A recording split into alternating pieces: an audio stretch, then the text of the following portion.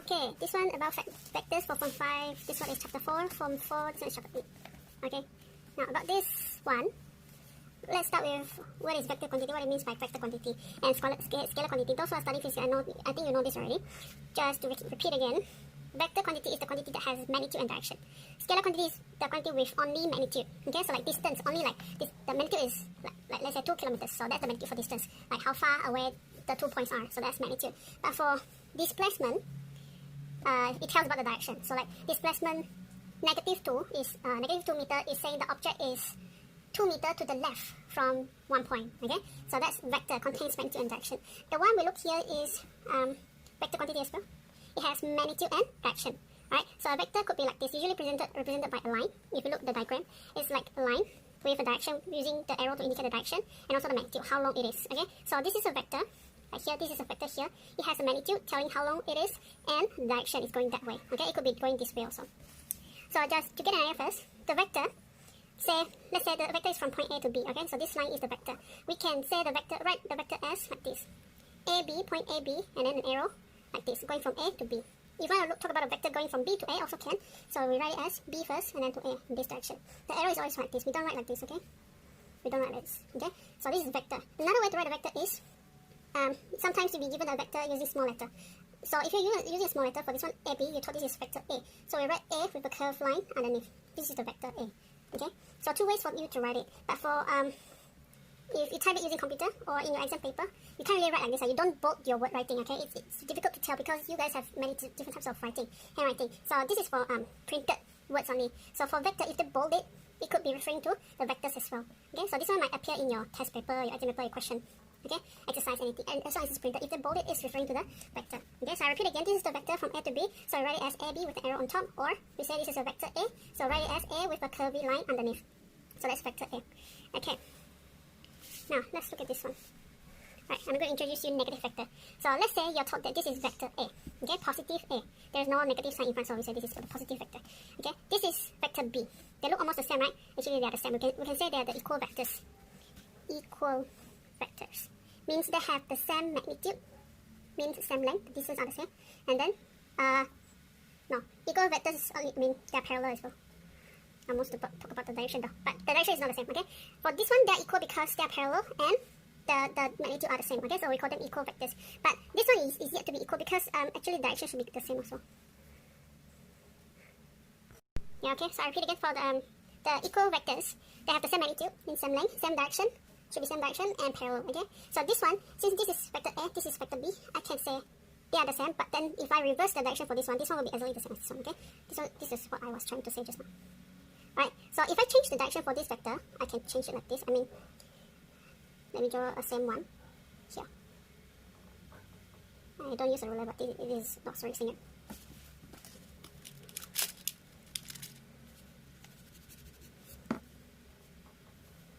Something like that. Okay.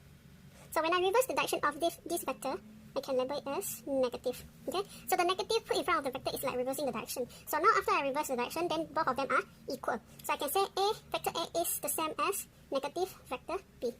Okay, so this is the negative vector when you reverse the direction. So when you put negative, it means opposite direction. Okay, and then the equal vectors are referring to the two vectors with same magnitude, parallel, and same direction. Okay, sorry for earlier I saying that they are the same, even though the direction is not same. But do remember the direction has to be the same for them to be equal. Okay, so that's the negative vectors and also the equal vectors. If it is in the alphabet, just want to show you. If it is AB, vector AB here, then this one here, the vector B, I can write it as negative AB, right? Or I can say it is BA. Right, since they are the same, let me write this out to avoid confusion. Or I do it again. Okay, so this is the vector B. Same magnitude, parallel, but direction not the same. So if this is AB, I can say this is also AB, but different direction. So since, this is AB vector, the vector AB, then I can call this vector AB with a negative in front, just the direction different. Okay? Or I can call it BA because the direction is going from B to A. So 2 ways to write this. I can write it as negative AB or BA. Okay? Okay, enough with the negative vectors. Okay, now it's zero vectors. This one is actually just basically referring to a point.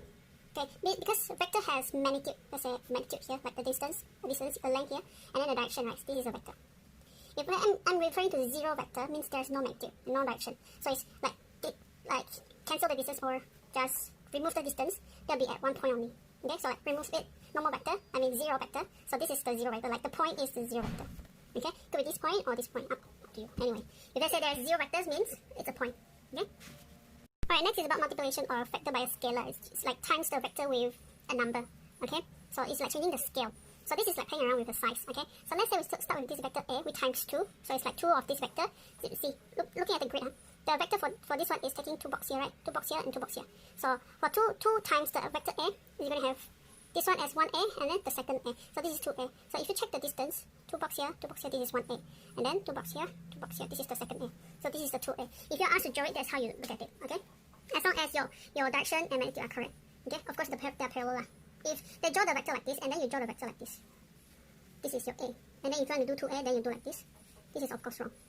Okay? Because you check the distance here. Here is only 1. Here is 2.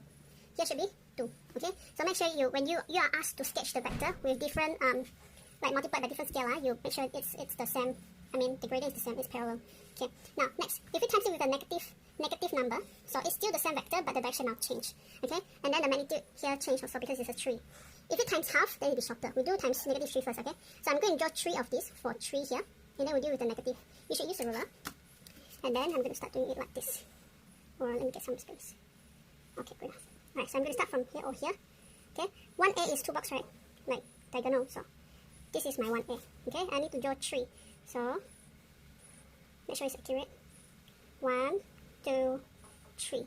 Okay, so this is my 3A. Going that way is positive A. Going down will be negative. So this is my negative 3A. I mean, negative 3A vector. Vector A. Okay, so that's how you draw. And that's how the multiplication changed the vector. Okay, they're still parallel, but the magnitude has increased, and then the direction changed when you times with negative. How about we times it with half? This one's quite easy, right? With times half becomes half vector A. So 1A is like this, half of it will be from here to here only. So you're going to draw something like this. And don't forget the direction, level as half vector A. Okay, so that's how you should do it. Okay, next thing. This one, read the sentence first. Okay, always remember this. Vector A, just any vector, vector A is parallel to vector B if and only if vector B is the same as a constant times with vector B. Okay, they use if and only if here. This one you learn in your maths, right? This is saying that if this is like this, then it will be like this. Or it can be if this is what you get, then it is like this. Okay, so it's saying if vector A is parallel to vector B, then vector B is k times vector A. Or if it is vector B equals to k times vector A, then vector A is parallel to vector B. Okay, this is applying what you see here. Like this is parallel to this one, right? So I can call this vector AB. This one CD. Okay, and since they're parallel, I can say that since vector AB, I'm going to write like this. Vector AB is parallel to vector CD. This is the parallel sign, huh? Since they're parallel, then vector AB is a constant times vector CD. What is the constant here? A and negative 3A here. So this is basically from here to here. I mean, from here to here is times negative 3. So the constant here is negative 3. So from here I can say that vector AB is negative 3 vector CD. Okay? So if you can prove this kind of relationship, then you're proving that these two vectors, they are parallel. Okay? So this is going to apply in the questions that ask you to prove if two vectors are parallel or not. So as long as you can prove that the vector is constant times the other vector, then they are parallel. Okay, what if, let me just change this, if this is not CD, this is BC. Okay, let's say this is BC, okay? So then you prove, if you happen to prove that AB is negative 3 CB. Right, did I write wrong? No, this should be BC. Right, did I do it right? Wait. For the vector here, it should be CB, yes. So just now this one should be labeled as DC. Never mind, my mistake, okay? But just referring to the name, Now we're going to refer to this case again. So this vector is CB, right? Yes. Wait. I write reversely. According to this question. Let me change it again. Actually, I write wrongly because the smaller one should be, the bigger one should be here. This is a smaller one because a number times with a smaller one makes it bigger, right? So the bigger one should be here. Unless this is half. Never mind, my mistake. Just now I just want to talk about the relationship, okay? If you happen to prove that one vector is a constant times with another vector, then both of them are parallel. This is what I'm saying, okay? But let's look for, let me just refer to avoid confusion. Let's refer back to this thing again, because the next thing I want to say is about collinear. Okay, let me change this again. Let's say this is, just make this BC. Okay, so for this vector, we're going to call it BC. Okay, this vector BC is negative 3A. Huh? Then AB relate it to BAB. This is A. Okay, this is vector A. So this is negative 3a, this is a. What is missing here is negative 3, makes sense? So negative 3 times the a gives you negative 3a, makes sense, right? Okay, so this is what I should write just now. Right, so this vector is the negative, it's negative 3 times the vector here. Okay, so that's how the direction reverse and then becomes 3 here. Okay, so let's say you happen to prove that they have this kind of relationship based on the question, and then you happen to write BC is negative 3 times AB, and then check the point here. This one is AB and BC here. AB here, BC here, the B is repeated. So it is saying that these two are parallel, so I have AB here, just like in case, alright, just ignore this. Let me just put it into here. So if this is AB, and then I have BC here, I just happen to use a negative one, which can confuse the conditions, but just ignore this and say, let me just change here. It is a number here. Okay, so let's say these two, you know that they are parallel, and then there is a point that is repeated here, so I can put them together, right? Because this is AB, and then BC here, because the B is repeated, so B is like the joining point, and since they are parallel, the gradient are the same, they form a straight line, isn't it? So we can say that if you can prove that BC is a number times AB, okay, and they have the repeated point, then I can say A, B, and C are collinear. The collinear means the 3 points are falling on a straight line. They are on a straight line, and it is like this. A, B, C, like that. Okay, so this is collinear. So, if, I repeat again, if you want to prove that two vectors are parallel, just prove that one vector is a constant times another vector. And if the two vectors has repeated points, this one usually you can see from the alphabet line. If they give you like this, you can't really tell unless you have the diagram. But this one, usually if they give you in vectors, in big capitals, big letters, and you can see the letters are repeating, it means they have the same point here. This is the joining point. Okay, so these 3 points, they are collinear. So I repeat again, if you want to prove that two vectors are parallel, you use this, prove this one, or in this form, they're the same, just that the writing of the vector is different. And if the points are repeated, then the 3 points are collinear. Okay, so that's it for the relationship here. Let's move on to the next one. Just now we're talking about parallel, right? So what if you're told that the two vectors here are not parallel, and they have this relationship? H, this is a constant, vector A equals to a constant times vector B, right? You're told that two of them are not parallel, but they have this one. This one, just now we look into the parallel one. We say if we can prove that this vector is a constant times another vector, then they're parallel, right? But this one you're told they are like this, means they should be parallel, but you're told they're not parallel. So what could be the case? They are like this, but they are not parallel. The only condition is these two are zeros. Okay, so let's say these are the two vectors here. We have vector A and B here. You're given this relationship for two of them. So they should be parallel, but they are not. So the only condition that they are parallel is when they are zero vector. Okay, so no more this thing. This is vector A, this is vector B. They're parallel, right? Okay, so the only condition for the non-parallel vectors and the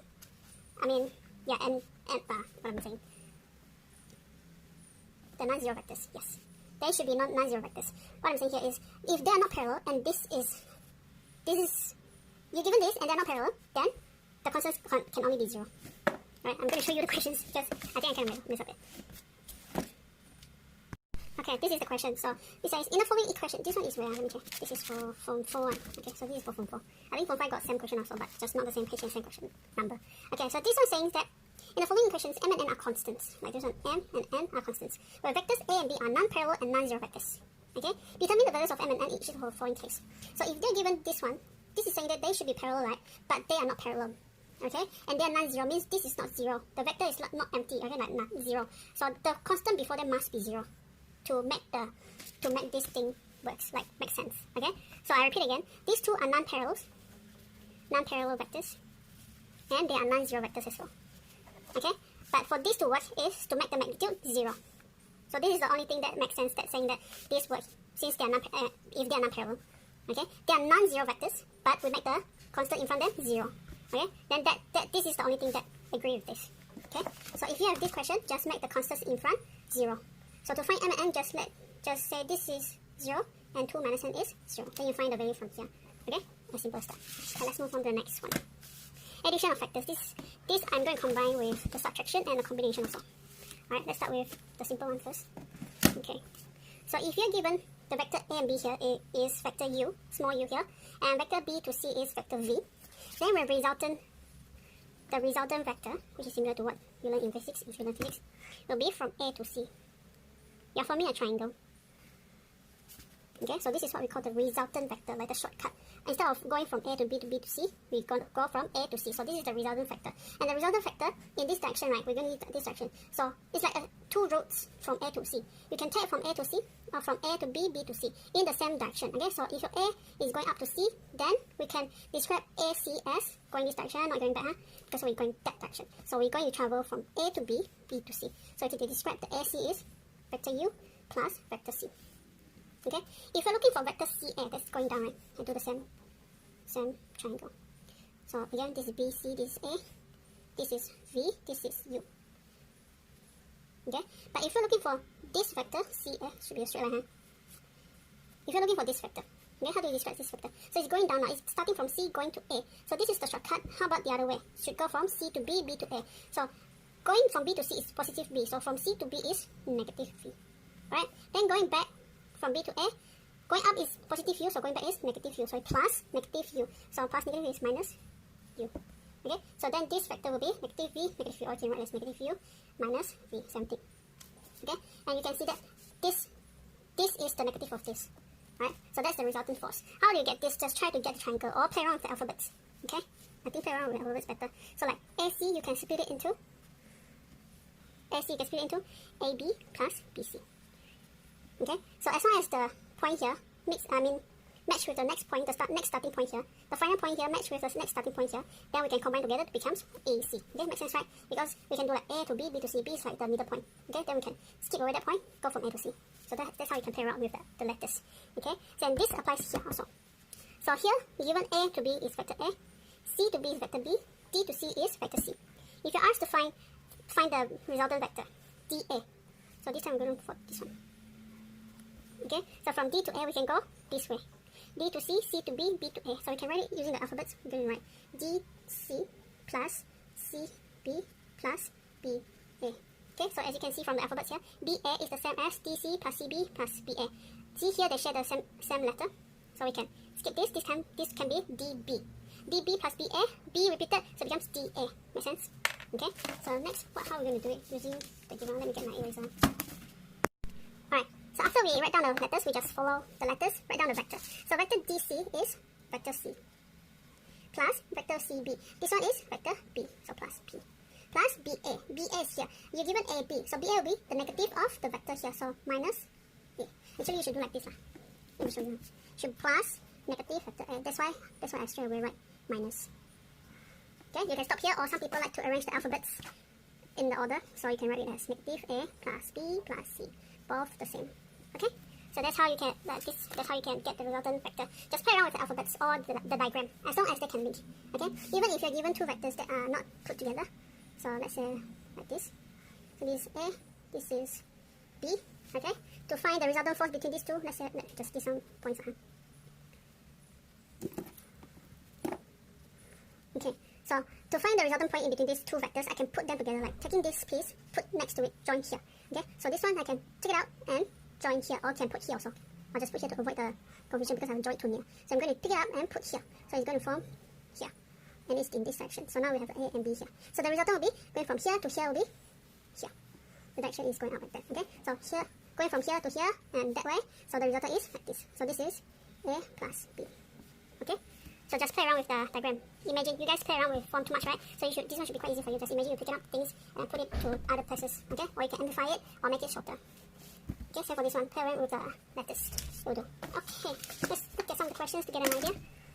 I realized I forgot to talk about the laws here. You can use the law here, but I really talk about the law because as long as you know how to play around with the shapes, you do.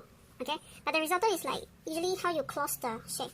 I think play with the alphabets but it's better because it's not always the case that you need to close the shape. But they got 3 laws here to tell you how to get the resultant vector.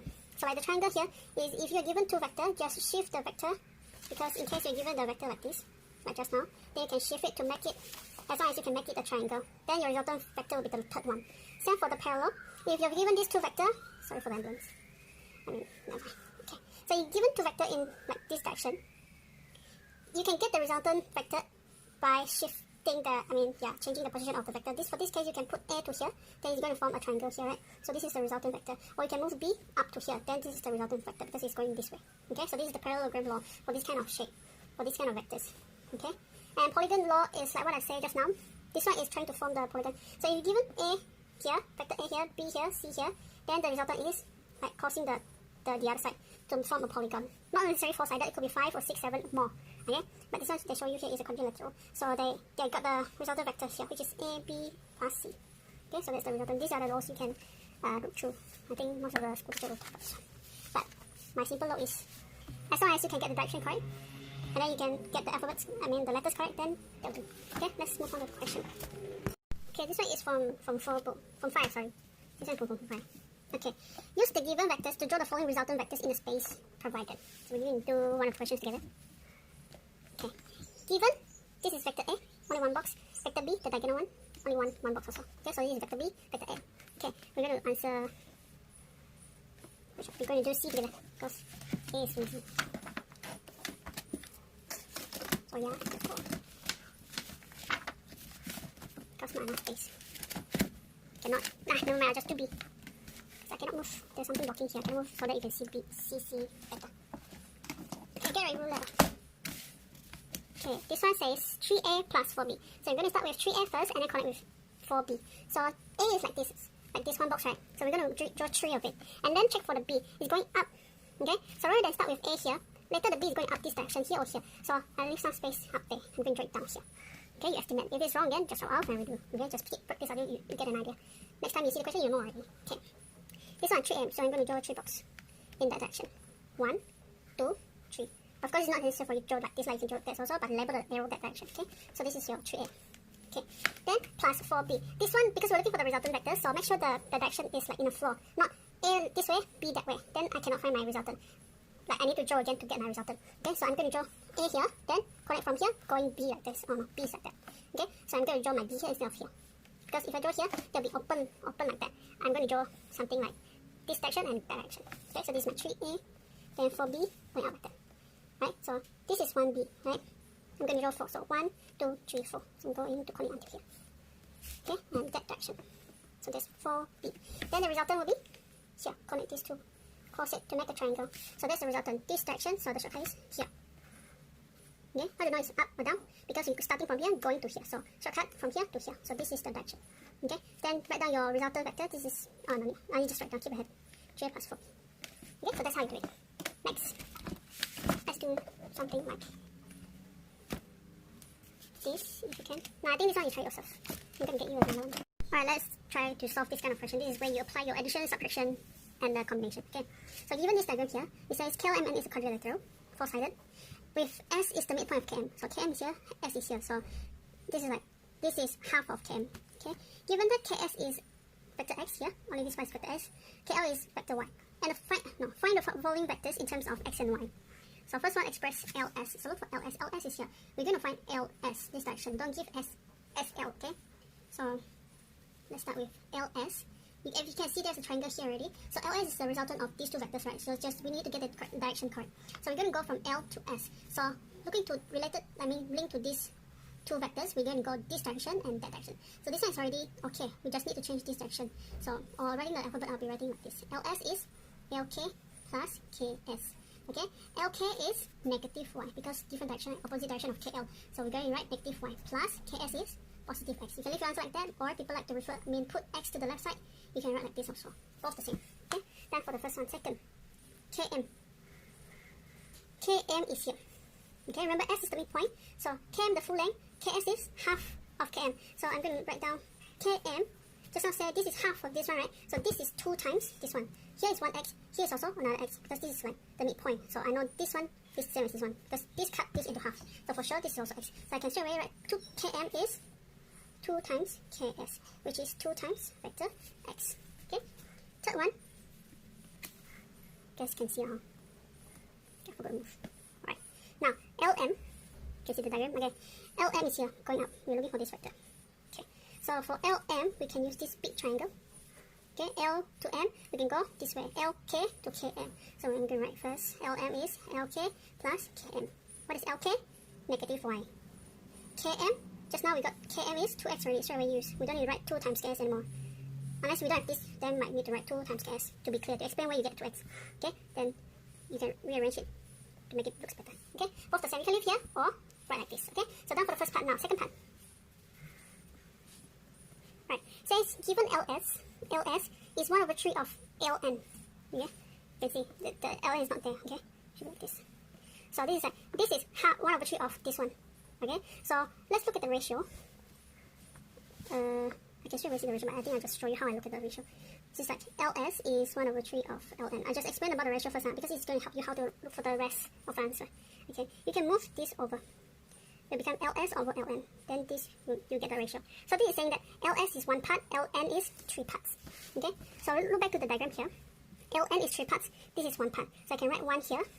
3 parts already taken 1, right? So the rest from s to n is 2 parts. Okay, this is going to help us with the calculation later. Okay, next, find nk. Nk is here, nk. Okay, so for nk, we're going to use ns plus sk. We already got sk, the problem is ns. And this we need to use this one, which we already got from here. Okay, so let me start with nk. Okay, so I just write down what I can get from the diagram first. Nk is ns plus sk. Okay, then my ns here, see, I write 2 here. 2, you can say it is 2 out of 3 of the whole length. But remember, we only got the ls information, so I'm going to relate this one to ls only. ls is 1 part. ns is 2 parts. So I'm going to say ns is 2 times this vector. Okay, so ns is 2 ns, right? So I'm going to say sl. I follow the direction.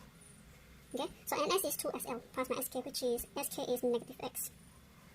Okay, you can straight away write minus x. I forgot it's negative.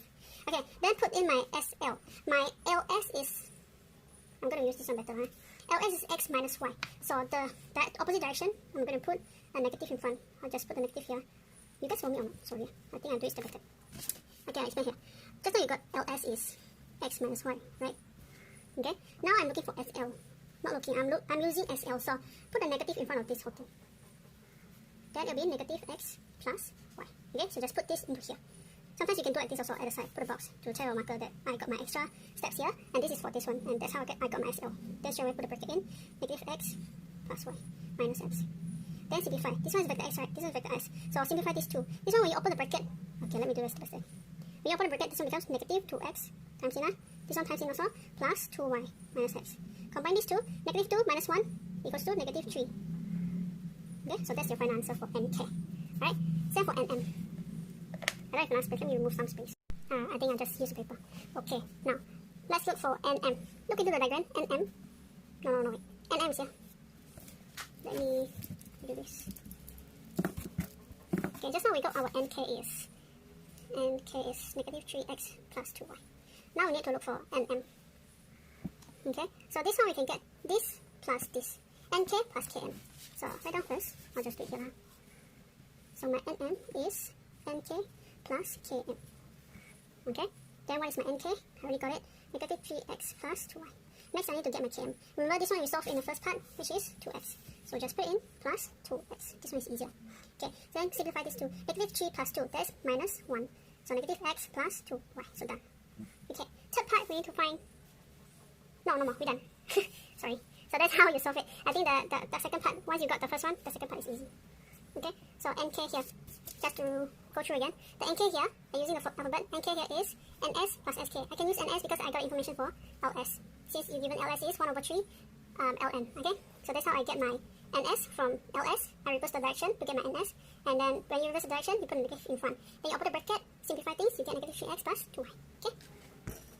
Okay, next we're going to look into the vectors in the Cartesian coordinates. So first thing we're going to learn about 2 unit vectors. Unit vectors mean the magnitude is 1, okay? So one unit vector is looking like this, vertically like this, and the unit is only 1. Okay, so this kind of vector that is parallel to y-axis, we write it j, vector j. You see? Okay, and then another vector going horizontally this way, and one unit also this way, write it as vector I. Okay, so put it into the Cartesian plan. This is I, this is j, okay? And then if you given a point here, P, let's say this is 1, 2, 3, 4, 5, 6. Okay, P coordinate is 4, 5, right? So we can say there's a vector here called OP. Okay, so we can say this vector is, there's a vector here OP. This is origin, so OP here. And then we can describe this as, remember, like this is 1 vector I, right? If we go in this way, we're going to get 4 vector I, right? This way. And we go up, join another vector here. This one is 1, 2, 3, 4, 5. 5j. Okay, 2 vectors here. If I combine these two, this is my resultant vector. So I can describe O vector OP as 4i plus 5j. Okay, so any vector on the Cartesian plane, you can use the coordinate to write it like this in this form. Usually the points will be, let me write it in general form, it will be xi plus yj. The x is the x coordinate, y is the y coordinate. That's how we write a vector in the Cartesian in Cartesian plane. This is a Cartesian system. Okay, anyway, so that's how we write the vector, okay, using I and j. So remember, I is the unit vector that is parallel to the x-axis, and then j vector is the unit vector that is parallel to y-axis. Okay, so now we're going to look into unit vector. Unit vector again, repeated, this is the vector with 1 unit on it. I mean, the magnitude is only 1 unit. Okay, so if I'm going to get the unit vector for OP, which will be 1 unit for this vector only, so how to express this kind of vector? Usually we write it like this. The unit vector, if it is using 2 letters, we're going to write like this, the vector OP, and then put this thing on top, like a mountain. So this is the unit vector for OP. Okay, this one you express it by taking the vector, divide by the magnitude. When we write magnitude, we use the modulus. This is saying the magnitude of OP, which is like how long it is. Okay, so it's basically taking the vector divide by the distance, then we get 1 unit only. Okay, so that's how we get a unit vector. So how do we get, this one should be no problem. Okay, this is the vector, right? This one, how do we get the magnitude? So the magnitude formula is basically getting the distance for this one. If you remember from your Form 3 maths or any other maths, how do you get the distance? Using this triangle. Using Pythagoras theorem. This distance plus this distance. I mean this square plus this square. And square root. That's how you get the distance for this one, right? So the formula for the magnitude of the vector is square root something square plus something square. What is it? The first one is this distance. And this one is usually the x-coordinate. The x-coordinate is going to tell you the distance here. And then this one is going to taught by the y-coordinate. So here 4 units, here 5 units. So basically this one is just x squared plus y squared. So right here again, the magnitude for vectors is usually square root x squared plus y squared. Okay, and to get the unit vector is just taking the vector divided by the magnitude, right? So for this case, the OP is 4, let me write again. OP vector is 4i plus 5j. Okay, if you're asked to get the unit vector for OP, you're going to write it like this, with this on top, equals to 4i plus 5j divided by the magnitude, which is modulus, square root of x squared plus y squared. What is the x squared? 4. Y? 5. Then just calculate. It's not a beautiful number. It's going to be 41 inside here. So rather than get the decimals, I'm going to split it out from here. Let me do it like this first. So it's going to have the vector divided by root 41. I'm not going to write it in decimal, okay? Then I can split this number out. So it can becomes 1 over 41 times with the vector 4i 5j. Okay? So that's the vector divided by the magnitude, which is root 41. You can write it like this. So this vector, this unit vector is 1 over root 41 times OP. Okay, so that's what I say. Unit vector is just taking the vector divided by its own magnitude. Then that's how we get 1 unit. Okay, so this is unit vector and the magnitude. Okay, last bit for my explanation. Then we're going to look into questions. Now it's about the addition and subtraction for the vectors. We basically doing the same thing, but now you're given the Cartesian coordinates. Okay, so just now one thing I didn't mention earlier, I'm going to say it now. If you're given a vector as 2i plus 3j, this is the x coordinate, y coordinate, right? We can express the vector in this form also. Put the bracket here and write 2, the x coordinate on top, 3 as the y coordinate at the bottom. Okay, so like this vector b here, negative 2i plus j, we can write it as bracket negative 2, 1, like that. C, we can write it as 3 minus 1, like that. Okay, so the vector can be written in this form or this form. Sometimes the question will ask you to write in this form or this form also, depends on the question. If they didn't say it, it's okay. Okay, now we're going to look at how we add the vectors together and how we minus using this kind of form. Okay, so the first one, a plus b. Like you learned before, just have the diagram here for you to see. The vector a plus b, if I put the b up to here, it's going to be here. And my result will be here, right? So I know my answer is this one. But if using this one, using the Cartesian system, I'm going to have 2i plus 3j, this is vector a, plus, I'm going to use bracket to let you know, this is vector a, plus vector b. Vector b is negative 2i plus j.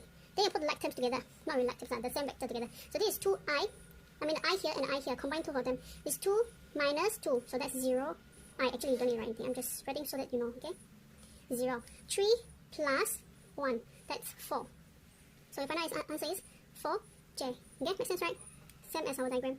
This is the resultant force. The resultant vector, sorry. Okay. Another way to do this, rather than write the I and j, it's easier to write using the bracket. I can express A like this. So write 2, 3 here. Plus vector B, negative 2, 1. Then just add up together. Looks like your what do you call that? Matrix. Okay, but it is not matrix. Okay, this is vector. So 2 minus 2, 0. 3 plus 1, 4. This one you didn't write I or J behind, so you need to write down the 0. Don't leave it empty. Okay. So you can really feel like this, or if the answer asks you to give in this form, then write there's no I here, so just write 4J. Okay. Depends on the question which form you need to write. So you can do it like this or this. But if the question says must use this method to do it, then you must show this. Don't use this and then convert your final answer like this. Okay. If the question did say you need to use this method. Alright. Next, let's try it. We're doing the same thing. We're going to use the bracket, okay? Easier. So A plus B plus C will be doing A 2, 3. B is negative 2, 1. Plus C is 3 minus 1. Then just add the 1 on the top for X. So that is 2 plus negative 2, that's 2 minus 2. Plus 3, 3. 3 plus 1, 4. 4 plus negative 1, that's 4. Minus 1, that's 3. Okay? So the final answer is 3, 3. Or 3I plus 3J. Okay. Last one, A minus B. So actually just the same thing. A is 2, 3, minus, right, minus, bracket, vector B. Vector B is negative 2, 1. Then just do your simple calculation. 2 minus negative 2, that's 2 plus 2, 4. 3 minus 1, 2. Okay?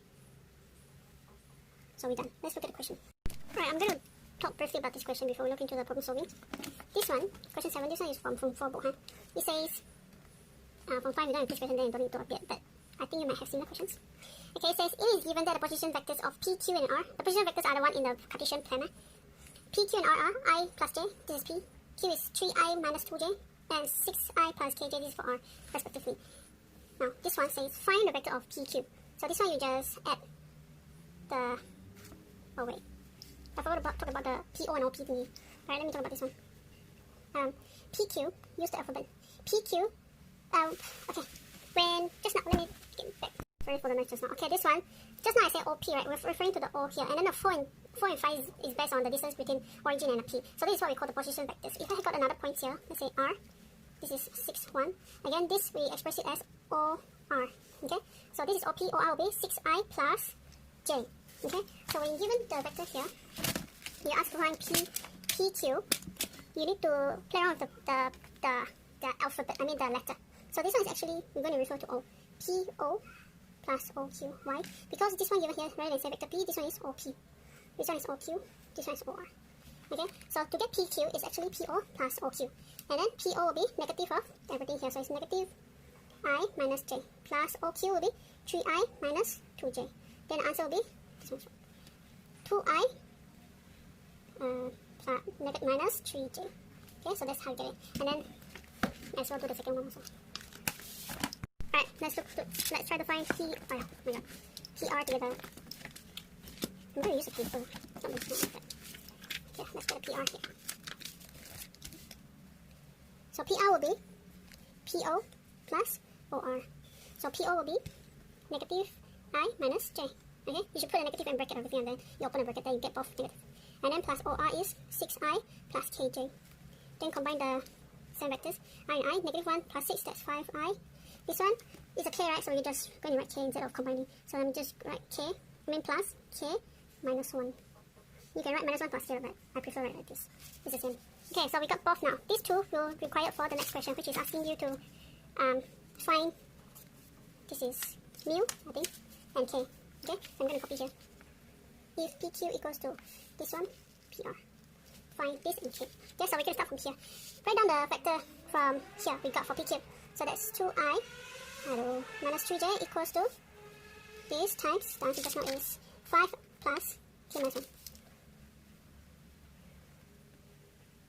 Okay, then expand this and arrange according to this, because since these two are equals, I mean the one with I has to be the same as the I, the one with J has to be the same with the J. So they are the same thing. So later we're going to get the value for the unknowns using comparison. So try to arrange them. If you start with I here, put the I here first, and then J later. Okay, so I'm going to expand and arrange already. So this one straight away times I'm going to get 5 mu. I think I forgot how to pronounce that. And then this one times with this, I'm going to put it outside of the bracket here, K minus 1J. Okay, then by comparison, this is the same as this one, this is the same as this one. So this one got two unknowns here I cannot solve, so I'm going to start solving from here. Okay, so by comparison, 2 equals to 5 mu. So this is 2 out of 5. So then put it into here and complete to find the K. So negative 3 equals to this times k minus 1, and this we know that is 2 out of 5. And then bring this over, becomes negative 3 times 5 over 2 equals to k minus 1. So my k is, this one is negative 15 over 2 plus 1. So that's negative 13 over 2. Done. Okay, so that's how you can solve for this question. Right, next. Alright, it's getting darker now and it's raining outside, so there's some changes to the video anyway. Just ignore my shadow. I think you should be able to see clearly and hear my voice loud enough. Alright, this last question, problem solving. Says the current of the river is flowing parallel to its bank with a velocity of 1.25 km per hour. A swimmer is swimming at 2.5 km per hour perpendicular to the river bank across the river. Calculate. Never mind, we'll look at the calculator later. Let me illustrate what is this saying. Okay, what are these saying? So this one is saying that there's a river flowing. So let's say, imagine these are the banks, which is the land. So there's the land here, that's the bank, the river bank. And then the water is flowing in this direction. Okay, that's why they draw the diagram like this. In this direction, that's 1.25 km per hour. That's the velocity of the current. Okay, and then the swimmer is going to swim from here to here. Okay, so let's say it's here to here, perpendicularly, with a velocity of 2.5 km per hour. Okay, but because of the water is like pushing the swimmer, actually the swimmer is not swimming this perpendicularly, it's actually that way. It will result in this way. Okay, so that's the resultant velocity. So first thing, you need to calculate the magnitude of the resultant velocity of the swimmer in kilometers per hour. So we're actually calculating what is the velocity the swimmer used to swim from here to here actually. So to find the magnitude, we need to get the velocity in the form of I and j. Okay, so just imagine, this one is quite a challenging one. You imagine you put this onto a Cartesian plane and put it on the origin. So this point is on the origin. So I'll have my x-axis here, my y-axis here. Okay, this is origin. Then this is the position vector, right? Then what is this position vector? Depends on the x and y. This is the y distance. This is 2.5, okay? And then the x distance is 1.5. So I can express this velocity as the x, I, y, j. The x is here, which is 1.25. And then the y here, 2.5. If you're confused, just imagine like, okay, how to get the coordinate of this one? If this is origin, and here the distance is 2.5, here is 1.25. So the x here depends on this value right here, right? And this one depends on the distance here. We thought here is 1.25, so from 0 to here is 1.25. This is 1.25. And then the y value here is 2.5, because the distance here is 2.5. So the coordinate for this one is 1.25 and 2.5. Okay, and then express it in this form, you get a velocity this. After you get this, get the magnitude. The magnitude is just square root x squared plus y squared. Okay, so look at they're doing. So they put square root x squared is 1.25 square plus y squared is 2.5 square. And then calculate to get the value. This is kilometers per hour. Okay, don't forget to put in the value asked in the questions. Okay, so this is actually the velocity of the swimmer swimming across the river. Alright, then the second question asks you to find the time taken in hours if the width of the river is 200 meters.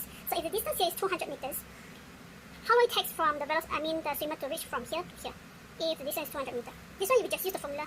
Okay, this one velocity is, I think you guys learned this before, right, in Form 3. For Form 5 this year we'll be learning it in the previous chapter. Okay, velocity is displacement over time. Displacement over time. So to find the time, so switch place with velocity, it will be displacement divided by velocity. So the time is displacement divided by velocity. The displacement is 200 meters, but do remember your unit for the velocity is kilometers per hour, so change it into kilometers. Okay, so 200 meters is 0.2 kilometers divided by 1000, so that they write down 0.2 here, that's in kilometers, divided by 2.795 kilometers per hour. Then you get the time in hour, 0.07 hours. Okay, yeah, good enough, because the question says in hours, so this is good enough. Right, so that's how you can solve it. Different questions, different doing. If you have a problem, just ask me, okay? I think I'll stop here rather than do the long video. It's long enough already. Alright, see you in the WhatsApp group. Bye.